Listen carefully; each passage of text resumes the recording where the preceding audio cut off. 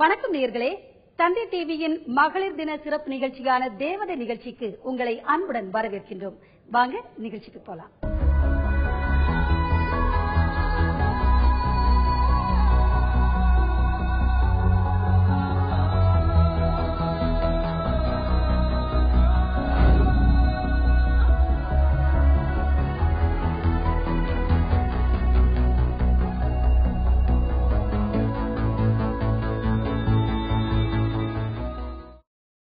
அன்பு, அறிவு, ஆற்றல் இவை அனைத்தையும் தனக்குள் அடக்கி இந்த அகிலத்தையே ஆட்டி படைக்கின்ற மாபெரும் சக்திதான் பெண்கள்.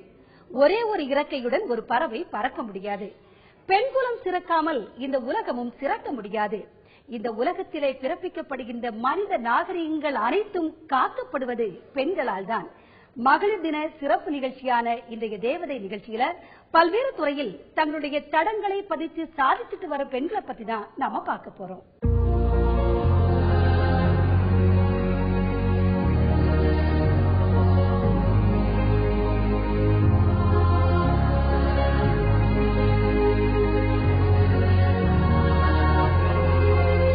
விவசாயத்தில இருந்து விமானம் ஓட்டுற வரைக்கும் பெண்கள் இன்னைக்கு செய்யாத வேலைகளே இல்லைன்னு சொல்லலாம். இந்த சுதந்திரம் திடீர்னு ஒரே நாள்ல பெண்களுக்கு கிடைச்சிடல. இன்றைய பெண்கள் தின கொண்டாட்டங்களுக்கு பின்னால பல கட்ட போராட்டங்களும் ரத்தம் சிந்திய நிகழ்வுகளும் வரலாற்றுல இடம்பெற்றிருக்கு. புலிகளை முரத்தால விரட்டி அடிச்சவங்க நம்ம சங்ககால பெண்கள். வீரத்திலையும் விவேகத்திலையும் சிறந்தவர்கள் பெண்கள்னு பல சமயங்கள்ல பல பேரு நிரூபிச்சிட்டு இருக்காங்க. இதுல ஒருத்தர் தான் சுமன் சர்மா.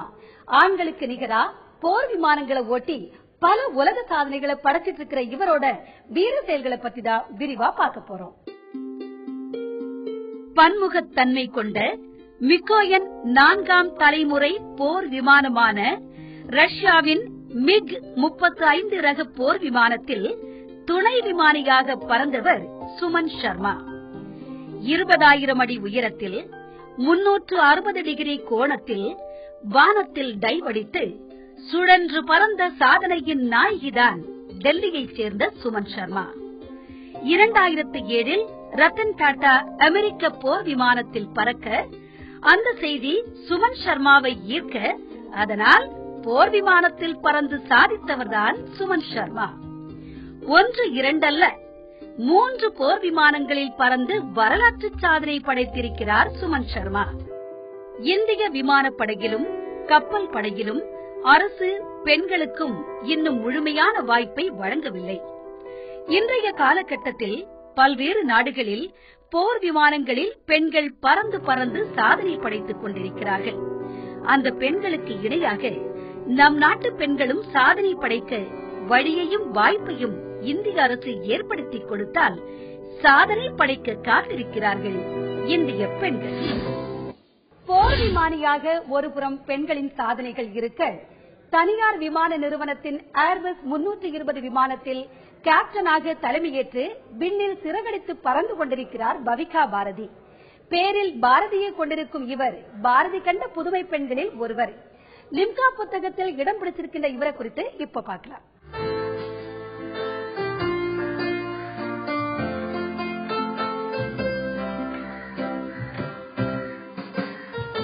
பவிகா பாரதி இளம் வயது விமானி மற்றும் கமாண்டர் அந்தஸ்தில் இருக்கும் மிடுக்கான பெண். விண்ணில் பறந்தாலும் மண்ணில் இருக்கும் சக பெண்களை பற்றிய பார்வை பவிகாவுக்கு இருக்கிறது. பெண்களை முன்பெல்லாம் அதிகம் படிக்க வைக்க மாட்டார்கள். இப்போது நிலைமை அப்படி இல்லை. இது இருட்டை கிழிக்கும் வெளிச்சமாகும். எனக்கு மருத்துவராக வேண்டும் என்பதுதான் சிறுவயது ஆசையாக இருந்தது. ஆனால் என்னுள் விமானி விதையை விதைத்தவர் என் உறவினர் ஒருவர். அவர் விமானியாக இருந்தார். அந்த எண்ணம் எனக்குள் சிறகடிக்க, நான் இப்போது விண்ணில் சிறகில்லாமல் பறந்து கொண்டிருக்கிறேன் என அழகாக சிரிக்கும் பவிகா லிம்கா புக் ஆஃப் ரெக்கார்ட் பக்கங்களில் இடம் பிடித்திருக்கும் சாதனையாளரும் கூட. 18 வந்து மினிமம் ரிக்வயர்மெண்ட் லைசன்ஸ் வாங்குறதுக்கு, கமர்ஷியல் பைலட்ஸ் லைசன்ஸ் வாங்குறதுக்கு.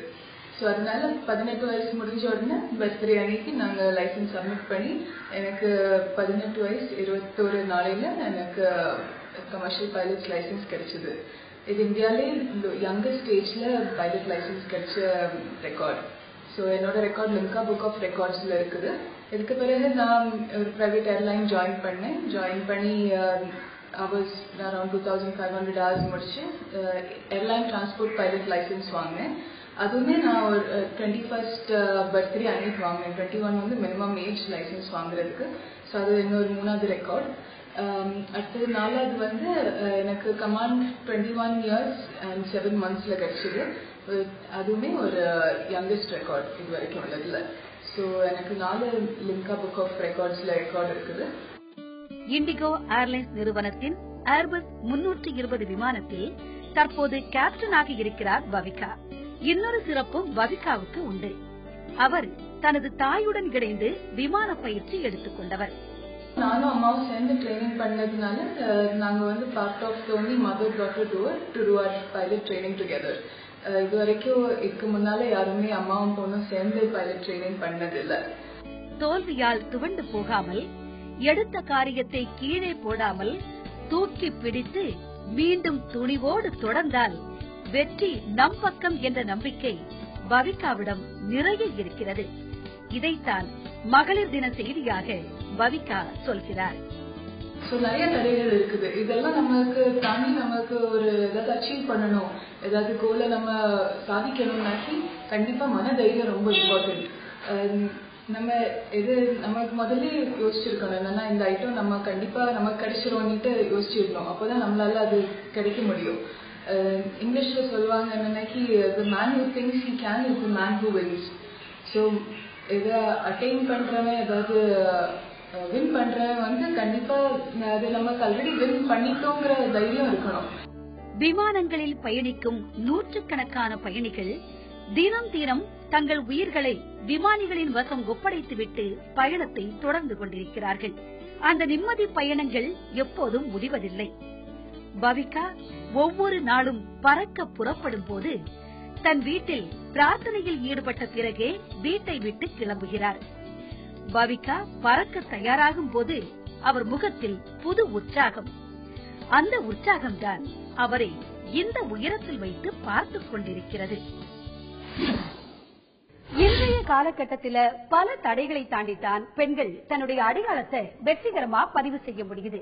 அந்த வகையில ஒரு தொழில் முனைவராகவும் பொருளாதார ரீதியாகவும் வெற்றி பெற்றிருக்காங்க சென்னையை சேர்ந்த பெண் ஒருவர். கணவனால கைவிடப்பட்டு வாழ்வோட விளிம்புக்கு போன பெண்களுக்கு இவருடைய வழிகாட்டுதல் தன்னம்பிக்கையை கொடுத்திருக்கு. மாதராய் பிறந்திட மாதவம் செய்திட வேண்டும் என்பது கூற்று. பெண்மையை போற்றும் கவிமணி தேசிக விநாயகம் பிள்ளையின் வரிகளுடன் உங்கள் அனைவருக்கும் மகளிர் தின வாழ்த்துக்கள். மனதில் கனவுகளோடும் லட்சியத்தோடும் வாழ்வாதாரத்தை அடுத்த நிலைக்கு கொண்டு செல்ல வேண்டும் என்ற குறிக்கோளோடு 16 வருடங்கள் தான் பணியாற்றிய ஆசிரியர் வேலையை துறந்து உழைப்பை மட்டுமே மூலதனமாக கொண்டு ட்ரீம் வீவர் என்ற சுயதொழில் நிறுவனத்தை ஆரம்பித்தார் சிறில்.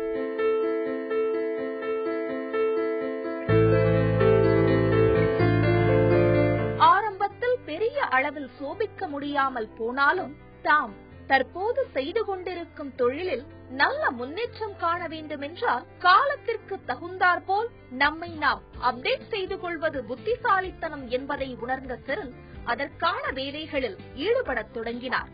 நான் ஒரு டீச்சரா இருந்தேன் 16 இயர்ஸா. அண்ட் நாங்க வந்து மிடில் கிளாஸ் ஃபேமிலி. எங்க டாட்டர் வந்து அவருடைய கனவு வந்து நம்ம பிசினஸ் ஸ்டார்ட் பண்ணி லெஸ் ஃபார்ச்சுனேட் லேடிஸ் ஹெல்ப் பண்ணணும். அதாவது handicap, physically challenge, these type of people நாங்க ஹெல்ப் பண்ணோம்னு சொல்லிட்டு நாங்க பிசினஸ் வந்து ஸ்டார்ட் பண்ண வச்சு. Name of my company is dream weaver. So என் டாட்டருடைய ட்ரீம் லேடிஸை ஹெல்ப் பண்ணுது. ஆரம்பத்துல ரொம்ப ஸ்ட்ரகிள் இருந்துச்சு, பயங்கர ஸ்ட்ரகிள். பட் எல்லாத்தையும் நாங்க ஃபேஸ் பண்ணி கிளைண்ட்ஸ் கிடைக்கிறதுல இருந்து ஃபைனான்சியல் ப்ராப்ளம்ஸ் எல்லாம் 500 rupees வச்சு நாங்க ஸ்டார்ட் பண்ணோம். அண்ட் பேசிக்கலி நாங்க வேலை செய்து எங்களுக்கு மந்த்லி சேலரி வந்து எங்களுக்கு ரொம்ப சந்தோஷமா இருந்துச்சு. பட் என் டாட்டரால நாங்க இது பண்ணிட்டு ஸோ நாங்க பிசினஸ் ஸ்டார்ட் பண்ணி காட்ஸ் கிரேஸ்ல now it is 7 years and நல்லா பிக்கப் ஆகி we've got many clients and we had a very good breakthrough in 2009. 8ல start பண்ணோம், 9ல. அண்ட் ஆஃப்டர் திஸ் எங்க ஃபேமிலி பிசினஸா நாங்க ஸ்டார்ட் பண்ணிக்கிறோம்.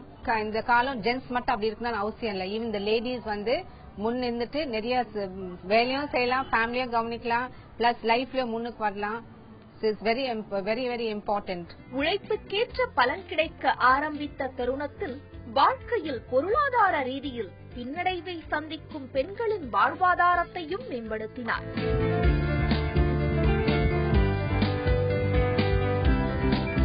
அதன் ஒரு பகுதியாக அங்கே பணிபுரியும் அனைத்து பெண்களும் தாங்கள் சுயமாகவே தொழில் தொடங்கும் அளவிற்கு திறமையை வளர்த்துக் கொள்ள செரில் பேருதவியாக இருந்து வருவதாக கூறுகிறார் லதா. 7 வருஷமா தான் ஒர்க் பண்றேன். இங்க வந்து தைக்கிறது மட்டும் இல்லாத கட்டிங் பண்ணுவோம், நாங்களே கட்டிங் பண்ணுவோம், லே போடுவோம், அதுல பிரிண்டிங் போடுறோம். எங்க கம்பெனிக்கு தேவையான பிரிண்டிங்கை நாங்களே போட்டுக்கிறோம், வெளியெல்லாம் கொடுக்கறது இல்ல. நாங்க இந்த கம்பெனிக்கு இங்க ஆன்டி கிட்ட வந்ததுனால எங்களுக்கு நிறைய அவங்க சொல்லி கொடுத்துருக்காங்க. இப்ப வந்து வேலைக்குன்னு போவாத நாங்க வீட்டுல கூட நிறைய வேலை எங்களால செய்ய முடியும். சிறு வயதிலேயே கணவரால் கைவிடப்பட்டு நீரிழிவு நோயினால் கால்களை இழந்து தற்போது நடக்க முடியாத சூழ்நிலையில் இருக்கும் தன்னை குடும்பத்தில் ஒருத்தியாக பாவித்து தனக்கு தேவையான அனைத்து மருத்துவ வசதிகளையும் செய்து கொடுத்து தன்னால் சுயமாய் சம்பாதித்து வாழ முடியும் என்ற தன்னம்பிக்கையை தமக்கு அளித்த செரிலை நெகிழ்ச்சியுடன் வாழ்த்துகிறார் பிரேமா. சின்ன வயசுலயே நான் 24 வயசுலயே என்னை ஏமாத்தப்பட்டவோ, ஒரு கணவனால ஏமாறப்பட்ட பொண்ணு. ஓனர் அம்மாவும் ஓனர் ஐயாவும் அவங்க பெண்ணுங்களாம் எனக்கு தெரிஞ்சுங்க. அதனால இந்த பிள்ளை எப்படி இருக்கேன்னு சொல்லிட்டு அவங்க வீட்டுல என்னை வச்சு ஒரு 10 வருஷம் என்னை பாதுகாத்தாங்க. எனக்கும் என் பொண்ணுக்கும் அடைக்கலம் கொடுத்தாங்க. 40-42 வயசுல எனக்கு இந்த மாதிரி ஆயிடுச்சு. அதுக்கப்புறமா அவங்க கிட்டயே இருந்துட்டு இப்ப அவங்க எனக்கு ஒரு வேலை கொடுத்து எனக்கு ஒரு சம்பாதனையும் கொடுத்துருக்காங்க. நான் ட்ரிம்மிங் பண்ணுவேமா, ஸ்டிச்சிங் மட்டும் பண்ண மாட்டேன். உட்காந்துட்டு எந்த வேலை கொடுத்தாலும் செய்வேன், பிடிப்பேன், லே போட சொன்னா போடுவேன். என்ன பொறுத்த வரைக்கும் எனக்கு எல்லா இதை கொடுக்குறாங்க. இன்னொன்னு அவங்களுக்கு இன்னும் நல்லா வருமானம் கூடுச்சுன்னா நல்லா பாப்பாங்க. அதான் அந்த ஆசீர்வாதம் கடவுள் கொடுக்கணும் அவங்களுக்கு. தாம் எடுத்துக்கொண்ட காரியம் எதுவாயினும் துணிந்து திறமையாக செயல்பட முன்வரும் போது பல தடைகள் வந்தாலும் அதனை வெற்றிப்படிகளாக மாற்றி நாம் செய்கின்ற வேலையை சிறப்பாக முடித்தால் நல்ல பலனை காணலாம் என்பதை உலகிற்கு நிரூபித்திருக்கிறார் தோழி செரு.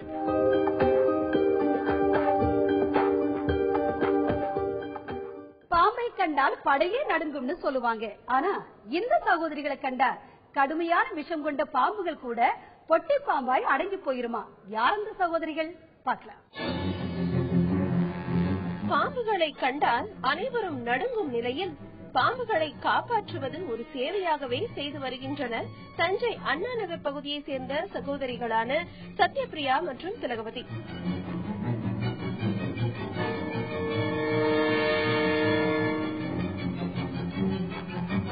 தஞ்சை மற்றும் அதன் சுற்றுப்பகுதியில் உள்ள வீடுகள் மற்றும் தோட்டங்கள் முதலியவற்றில் காணப்படும் பாம்புகளை உயிருடன் பிடித்து வனத்துறையிடம் ஒப்படைப்பதன் மூலம் அவற்றின் உயிரையும் காத்து வருகின்றனர். காணுயிர் பாதுகாப்பு சுற்றுச்சூழல் அறக்கட்டளை என்ற அமைப்பை நடத்தி வரும் தனது சகோதரர் ஊக்கமே இதற்கு காரணம் என்கிறார்கள் இந்த சகோதரிகள். நாங்க engaged wildlife and environment trust வந்து நடத்திட்டு இருக்காங்க எங்க அண்ணன். அதுல நானும் ஒரு மெம்பரா இருக்கேன். அது எதுக்காக ட்ரஸ்ட் நடத்துறோம் அப்படின்னா மெயின் காரணமே ஸ்னேக் ரெஸ்கியூவிங் அப்படிங்கிறதுக்காக நடத்திட்டு இருக்கோம். இதுக்கு பாம்புகளை பாதுகாக்குது. ஏன்னா நிறைய இடத்துல பாம்பை அடிக்கிறாங்க, கொல்றாங்க. அப்படிங்கும் போது அதை காப்பாத்தி இன்னொரு இடத்துக்கு கொண்டு போய் அதை பாதுகாக்கிறது அப்படிங்கிறது தான் எங்களோட முக்கியமான வேலையே. ஒரு பெண்ணாக இருந்தும் பாம்புகளை குழந்தை போல் கையாளும் இவரை பொதுமக்கள் ஆச்சரியத்துடன் பார்க்கின்றனர். ஆனால் இவருடைய நண்பர்கள் மற்றும் உறவினர்களும் ஊக்கப்படுத்தி வருகின்றனர். பேரண்ட்ஸ் எங்க அப்பா அப்படிலாம் இல்ல, நீ பண்ணுமா அப்படின்னு தான் சொல்லுவாங்க. தவிர இவங்க என்னன்னு சொல்லுவாங்க, என் ஃப்ரெண்ட்ஸ் எல்லாம் எப்படி இப்படி பண்ற, எனக்கும் ஒரு நாள் கூட்டிட்டு போய் சொல்லிக் கொடு, அண்ணாண்ட சொல்லிக் கொடு. அது மாதிரி எங்க மேமும் சரி, இது மாதிரி எப்படி ஒரு நாள் நீ காலேஜ்ல போறதுக்குள்ள எனக்கு இந்த மாதிரி சொல்லி கொடுத்துட்டு போயிரு அப்படின்னு தான் சொல்லிட்டு இருக்காங்க. யாருமே டிஸ்கரேஜ் பண்ணது கிடையாது. அப்பாவும் இந்த மாதிரி ஹேண்டில் பண்ணுவாங்க. ரெஸ்கியூ போனது கிடையாது, ஹேண்டில் பண்ணுவாங்க. அவங்கதான் அப்பா தான் இந்த மாதிரி நீ பண்ணுமா அண்ணன் கூட இருக்கானம்மா, எதுக்குமே பயப்படுற அப்படின்னு சொல்லி எங்க அப்பா தான் எனக்கு என்கரேஜ் பண்ணதே. மேலும் இவர் பாம்புகளை கையாளும் விதத்தை பார்த்து இவருடைய தங்கையும் இந்த சேவையை செய்ய ஆரம்பித்திருக்கிறார். எங்க அக்கா பிடிப்பாங்க, எங்க அண்ணன் எல்லாம் பிடிப்பாங்க. அதை பார்த்தா ஆசையா இருக்கும். நம்மளும் அதை காப்பாத்தலாம், அதை நம்மளும் பிடிக்கலாம் அப்படின்னு சொல்லிட்டு பாம்பை பிடிக்கிறதுக்கு ரொம்ப ஆசையா இருக்கும். அதனால இப்ப நான் 1 இயரா கிளாஸ் எடுத்துட்டு இருக்கேன். எங்க சிஸ்டர், எங்க பிரதர் அவங்க எல்லாம் ரெஸ்கியூ போறப்ப நானும் அவங்க கூட சேர்ந்து போவேன். நான் இன்னும் ரெஸ்கியூ பண்ற அளவுக்கு வரல. அதனால அவங்க பிடிக்கிறப்ப கொஞ்சம் ஹெல்ப் பண்ணுவேன். நானும் பாம்பெல்லாம் ஹேண்டில் பண்ணி பார்ப்பேன். பாம்புகளால் ஏற்படும் நன்மைகள் குறித்தும் பாம்புகளை அடித்துக் கொன்றால் சட்ட ரீதியாக ஏற்படும் விளைவுகள் குறித்தும் கிராமம் மற்றும் பள்ளி கல்லூரிகளிலும் பிரச்சாரம் செய்கின்றனர். இதனால் பாம்பை கண்டவுடன் பொதுமக்கள் உடனே இவர்களுக்கு தகவல் தெரிவிப்பார்கள். உடனே பாம்புகளை இவர்கள் காப்பாற்றுகின்றனர். அவங்க எந்த ஏரியால யார் இருக்காங்களோ அவங்க போய் மேக் பண்ணுவாங்க. நானும் எங்க ஏரியால அப்படின்னா பிரதரோ கூட சரி நானும் தனியா கூட நான் என் சிஸ்டர் அழைச்சிட்டு போய் பண்ணுவேன், ரெஸ்கியூ பண்ணிட்டு இருப்பேன். பெண்கள் அனைத்து துறைகளிலும் சாதித்து வரும் நிலையில் தாங்கள் இந்த துறையை தேர்ந்தெடுத்ததாகவும் தனது மனதிற்கு பிடித்த துறையை பெண்கள் தேர்ந்தெடுத்தால் இதில் சாதனைகளை செய்ய முடியும் எனவும் கூறினர். பெண்களால எந்த துறையிலும் சாதிக்க முடியும். எங்களுக்கு இந்த துறையில ஈடுபாடு இருக்கிறதுனால நாங்க இதுல சாதிச்சுட்டு இருக்கோம். அது மாதிரி உங்களுக்குள்ள எந்த திறமை இருக்கோ அதை வெளிக்கொண்டு நீங்க அதை சாதிக்க. வாழ்க்கையில நம்ம நினைவுகளை பொக்கிஷமா எல்லோரும் வச்சிருப்போம். ஆனா பல வரலாற்று நினைவுகளை காட்சிப்படுத்துற பொக்கிஷங்கள் அதிகம் இருக்கிற அருங்காட்சியகத்தை தனி ஒரு பெண்ணா கம்பீரமா நடத்திட்டு வராங்க ஏலகிரி மலை கிராமத்தை சேர்ந்த சாவித்திரிங்கிற பெண். 74 வயசுலயும் மனம் தளராம அனைத்து பொருட்களுக்கும் இவங்க கொடுக்கிற விளக்கங்கள் இவருடைய மன வலிமைக்கு ஒரு எடுத்துக்காட்டு. இவர் பத்தி இப்போ பார்க்கலாம்.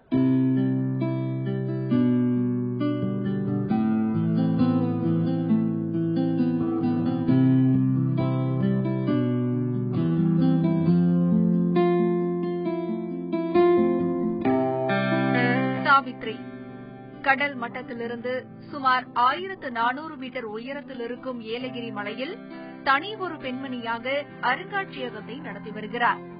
சாவித்ரி நேரு யூனிக் மியூசியம் என்று பெயரிடப்பட்டிருக்கும் இந்த அருங்காட்சியகம் 1800 சதுர மீட்டர் பரப்பளவில் 3 தளங்களில் பறந்து விரிந்திருக்கிறது. இந்த அருங்காட்சியகத்தை நிறுவிய இவரது கணவர் RK நேரு தன்னுடைய 84 வயது வரை இந்த மியூசியத்திற்காகவே உழைத்தவர். அவர் கட்டி எழுப்பிய இந்த நினைவு சின்னங்களை அதன் கம்பீரம் குறையாமல் பாதுகாத்து வருகிறார் சாவித்ரி. ஒரு பொருளை எடுத்துக்கொண்டா அது எந்தெந்த முறையில நாம சேகரிக்க முடியும் என்பதை தெளிவாக தெரிந்து கொள்வதற்கு நேரு மியூசியத்துக்கு தான் வர வேண்டும். ஏன்னு கேட்டா இப்போ ஒரு முகமூடியை பத்தி எடுத்துக்கொண்டா மாடல்ஸ் இருக்கிற மாதிரி ஸ்டாம்ப்ல இருக்கு, காயின்ஸ்ல இருக்கு, அப்புறம் படங்கள்ல சொல்லப்பட்டிருக்கு, பேப்பர் கட்டிகள் எல்லாம் இருக்கு, இப்படி போட்டோகிராஃபி இருக்கு, நாடகத்துல எல்லாம் எப்படி அந்த முகமூடியில் கையாளப்பட்டது என்பது போன்ற செய்திகள் எல்லாம் நமக்கு விவரமாக தெரிய வருகிறது. பழங்காலத்து நாணயங்கள், பல நாட்டு நாணயங்கள், கரன்சிகள், அனைத்து நாடுகளும் அந்த காலத்திலிருந்து வெளியிட்ட தபால் தலைகள் என்று தொடங்கி களிமண் பொம்மைகள், மர பொம்மைகள், விசிறி வகைகள், வகை வகையான சிலைகள், இசைக்கருவிகள், மூங்கில் பொருட்கள், துப்பாக்கிகள், பழங்கால பாத்திரங்கள், பேனாக்கள் என நமக்கு காண கிடைக்காத அரிய வகை பொருட்களை ஒருங்கே இங்கிருப்பது கண்களுக்கு விருந்தாக அமைந்திருக்கிறது. இதை தவிர Limca book of world record என்று சொல்லக்கூடிய ஒரு மன்றம் இது மாதிரி ஒரு டிஸ்பிளே நடந்தது எங்களை கண்டுபிடித்து அவர்கள் அவங்களுடைய புத்தகத்துல அநேகமா ஒரு 96-97 ஆண்டு என்று நினைவிக்கிறேன், சரியாக நினைவில் இல்லை. அந்த ஆண்டு எங்களை பற்றி ஒரு அவங்களுடைய புத்தகத்தில் மிகப்பெரிய ஒரு பொருளையும் கூஜாவும் மிகச்சிறிய கூஜாவும் அங்கே அவங்க காட்டியிருக்காங்க. அதை தவிர்த்து எங்களை பற்றி குறிப்புகளும் எழுதியிருக்கிறார்கள். இந்த அருங்காட்சியகத்தை இலவசமாக பார்வையிடலாம் என்பது கூடுதல் சிறப்பு.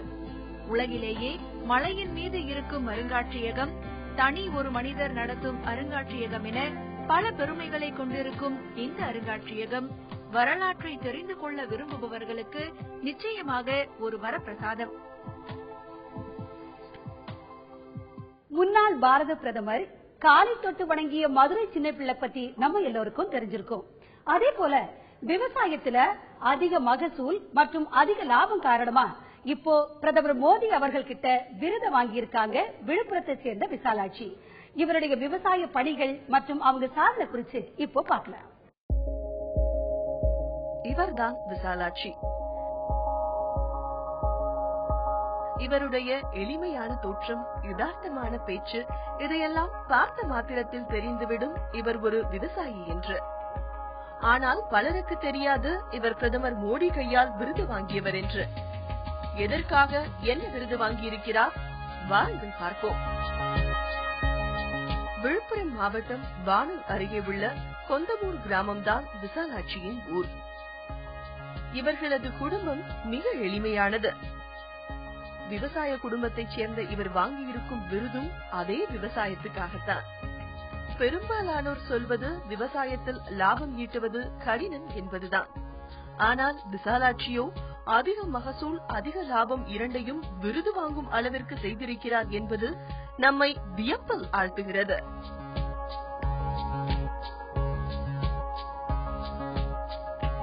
விசாலாட்சி அவரது நிலத்தில் உளுந்து சாகுபடி செய்துள்ளார். இந்த பயிரின் சாகுபடி காலம் 70 முதல் 75 நாட்களாகும். இவர் வம்பன் 5 என்ற உளுந்து ரகத்தை 1 ஹெக்டேரில் பயிரிட்டுள்ளார். பொதுவாக 1 ஹெக்டேர் நிலப்பரப்பில் 1000 கிலோ அளவில் மகசூல் கிடைக்கும். ஆனால் இவரது நிலத்தில் 1792 கிலோ கொண்ட உளுந்து பயிரை அறுவடை செய்து தேசிய அளவில் சாதனை படைத்துள்ளார். அது மட்டுமல்ல, 1 ஏக்கருக்கு 10,000 செலவு செய்து 25,000 லாபம் ஈட்டியிருக்கிறார். இவருடைய இந்த சாதனையை பாராட்டி பிரதமர் மோடி இவருக்கு கிருஷி கர்மான் விருது வழங்கி அத்துடன் 2 லட்சம் ரூபாய்க்கான காசோலையையும் வழங்கி பாராட்டியுள்ளார். விவசாயம் நலிந்து வரும் இந்த காலகட்டத்தில் விசாலாட்சி படைத்துள்ள இந்த சாதனை கூடுதல் முக்கியத்துவம் பெற்றுள்ளது. இன்னைக்கு எல்லா துறையிலையும் ஆண்களுக்கு நிகரா பெண்கள் தங்களோட திறமையை நிரூபிச்சுட்டு வர்றது எல்லாருக்கும் தெரிஞ்ச விஷயம்தான். பெண்களால ஆண்கள் செய்கிற வேலையும் செய்ய முடியும்னு சொல்றாங்க தேனியை சேர்ந்த பெண்கள். ஆண்கள் மட்டுமே தென்னை மரம் ஏறி தேங்காய் பறிக்க முடியும் என்ற நிலைமையை மாற்றி இந்த பெண்களும் தென்னை மரம் ஏறும் தொழில சாதனை படைச்சிட்டு வராங்க. தேனி மாவட்டம் விவசாயத்தை பெருமளவில் நம்பி இருக்கும் மாவட்டம்.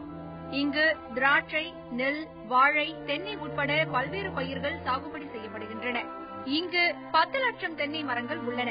கடந்த பல ஆண்டுகளாக தென்னை மரம் ஏறும் தொழிலில் ஆண்கள் மட்டுமே ஈடுபட்டு வந்தனர். ஆனால் தற்போது பெண்கள் பலரும் இந்த தொழிலில் ஈடுபட்டு சாதனை படைத்து வருகின்றனர். 10 லேடிஸும் ஏறி இறங்க கத்துக்கிட்டு ஒரு வாரம் ட்ரைனிங் கொடுத்தாங்க. ட்ரைனிங் கொடுத்துட்டு மேலே போய் அதை போய் எப்படி பறிக்கிறது, தென்னைனா என்ன, தென்னையில உள்ள பழுது பார்க்கறதுனா என்ன, இளநீனா என்ன, தேங்காய்னா என்ன, அதுக்கு எப்படி ஒரு அந்த மரத்துக்கு கெடுதல் எப்படி வருது, எல்லாமே தண்ணி ஊத்துறது எல்லாமே சொல்லி கொடுத்தாங்க சார். சொல்லி கொடுத்துட்டு அதை தேங்காய் இறக்கிட்டு எல்லாமே பழுது பார்க்க எல்லாமே தெரிஞ்சுக்கிட்டோம். வீட்டுக்கு எங்களுக்கு யூஸ்ஃபுல்லா இருக்கு. நாங்க ஜென்ஸை தேட வேண்டியது இல்லை. நான் இப்ப தென்னை மரம் பயிற்சி, அதனால 20 மரம் குறைஞ்சதே ஏறுறேன். அதுல 300 ரூபாய் தாராளமா சம்பாதிக்கிறதுனால என் ஃபேமிலிக்கு நல்ல சப்போர்ட்டா இருக்கு. தென்னை மரம் ஏறுபவர்களுக்கு முதலில் பயிற்சி வழங்கப்படுகிறது. இது தன்னம்பிக்கையுடன் தங்களை ஈடுபடுத்திக் கொள்கின்றனர் இந்த சாதனை பெண்கள். இந்த தொழில் மூலம் வருவாய் ஈட்டுவதால் குடும்பத்தின் பொருளாதார தேவை ஓரளவிற்கு பூர்த்தி செய்யப்படுகிறது. வீட்டுல யாரையும் எதிர்பார்க்கல. இப்ப நாங்க ஒரு மரத்துக்கு ஒரு ஏறதுக்கு 5 நிமிஷம், இறங்க ஒரு 5 நிமிஷம். ஆனா அங்க இருக்கிற வேலையெல்லாம் முடிச்சுட்டு வர்றதுக்கு 10 நிமிஷம் ஆகுது. அப்ப 20 நிமிஷத்துல ஒரு மரத்தை பழுது பார்த்துடுறோம். வேலை என்று வந்துவிட்டால் எந்த வேலையானாலும் அதை மிகுந்த தரத்துடனும் திறமையுடனும் செய்யும் இந்த பெண்கள் நிச்சயம் பாராட்டத்தக்கவர்கள்.